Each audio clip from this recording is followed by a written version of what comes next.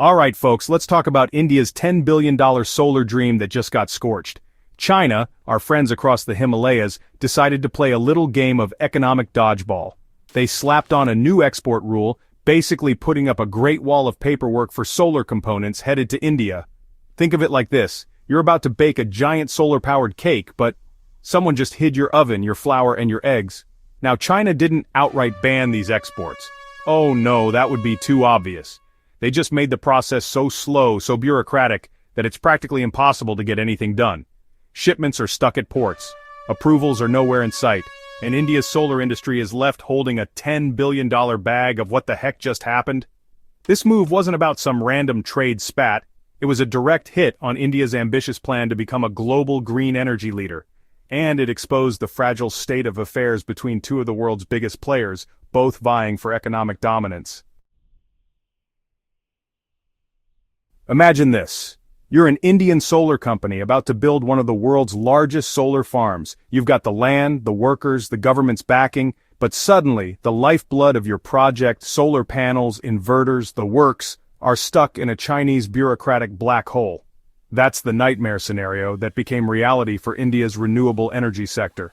Within days, the losses started piling up.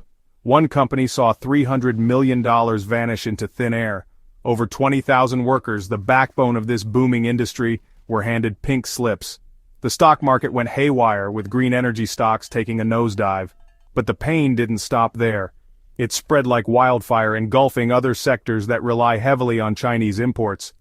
The auto industry, already struggling, was dealt another blow. Delays in EV production became the new normal. The Indian rupee took a beating against the dollar. Even the International Monetary Fund, those economic fortune-tellers, downgraded India's growth forecast. It was a domino effect, triggered by a single calculated move from Beijing. This wasn't just about solar panels, folks. This was about China flexing its economic muscle and sending a message. India, despite its booming economy and tech prowess, still relies heavily on China for critical components.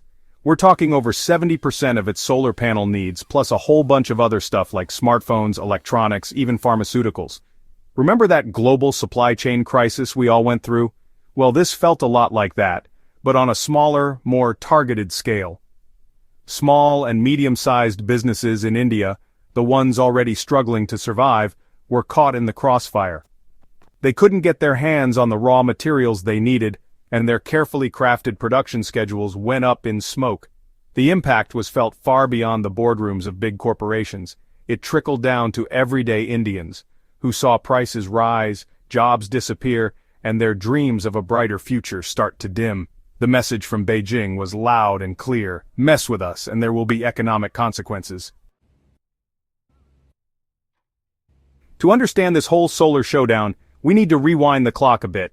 India and China, two ancient civilizations, both with ambitions of reclaiming their place on the world stage. They've been locked in a complicated dance for decades, a mix of cooperation and competition, punctuated by moments of outright hostility. There have been border skirmishes, most notably the deadly clash in the Himalayas in 2020. There's been growing mistrust over China's Belt and Road Initiative, seen by many in India as a debt-trap diplomacy. And let's not forget the whole who's the dominant power in Asia rivalry that's been simmering for years. Against this backdrop of geopolitical tension, the solar project was supposed to be a rare bright spot, a symbol of potential cooperation. But China's move showed just how quickly things can sour, and how economic leverage can be weaponized in the blink of an eye. Section 5. Make in India, a promise yet to be fulfilled. In the wake of this solar smackdown, one phrase echoed across India: Make in India. It's Prime Minister Modi's flagship initiative, a rallying cry to boost domestic manufacturing and reduce reliance on, you guessed it, China. The idea is simple: build more stuff at home, create jobs, and become less vulnerable to the whims of global supply chains. But the reality is far more complex. Building a robust manufacturing sector takes time, investment, and a whole lot of political will. While India has made some progress, it still lags behind China in terms of scale, efficiency, and cost competitiveness. This solar debacle was a stark reminder of that gap, and the challenges India faces in truly breaking free from its dependence on its neighbor. Section 6. Decoding the Dragon. What's behind China's game plan? So, what was China thinking? Why risk a major diplomatic incident and potentially damage its own economy by squeezing India's solar industry? Well, like a fortune cookie, there are a few possible interpretations. Some say it was retaliation. Remember when India banned a bunch of Chinese apps, including TikTok and WeChat? Or when they tightened restrictions on Chinese investment in Indian companies? This could be China's way of saying two can play that game. Others speculate it's part of a bigger strategy, a way to tighten China's grip on global supply chains.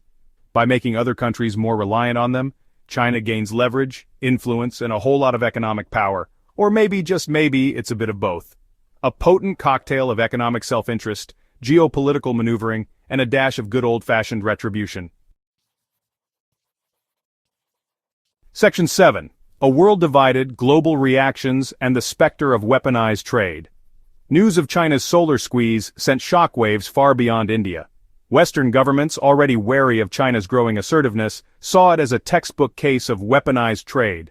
The US and the EU, while careful not to get directly involved, offered quiet support to India through trade talks and diplomatic back-channels. Meanwhile, other countries, particularly those with their own complicated relationships with China, were watching closely. Vietnam and Taiwan, both major players in the electronics and solar supply chains, saw an opportunity. They started courting Indian companies, offering themselves up as alternative sources of components. This whole episode highlighted a growing trend. The world is splitting into economic blocks, each with its own rules, alliances, and allegiances. The era of globalization, with its promise of interconnectedness and free trade, is giving way to a more fragmented, uncertain future. Section 8. Seeking New Sunrises, India's Quest for Alternative Energy Sources. So, what's India to do? Well, they're not taking this lying down. The government is doubling down on the Make in India push, offering incentives for domestic solar panel production. They're also looking to diversify their supply chains, cozying up to countries like Vietnam and Taiwan. But replacing China won't be easy. Building new factories, securing raw materials, training workers. It's a long and costly process. And in the meantime, India's ambitious renewable energy targets are in jeopardy. This whole debacle has been a wake-up call for India, exposing the risks of relying too heavily on a single supplier, especially one with a history of playing hardball. Section 9. The road ahead, decoupling or dialogue. So, what does the future hold for India and China? Will this solar spat escalate into a full-blown trade war, with both sides erecting economic barriers and severing ties? Or will cooler heads prevail, leading to a negotiated settlement and a return to some semblance of normalcy?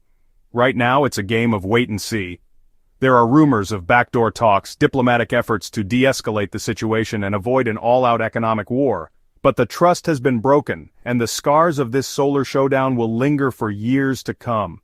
One thing's for sure, this isn't just about solar panels or trade deficits, it's about the future of two of the world's most populous nations, and the delicate balance of power in an increasingly uncertain world.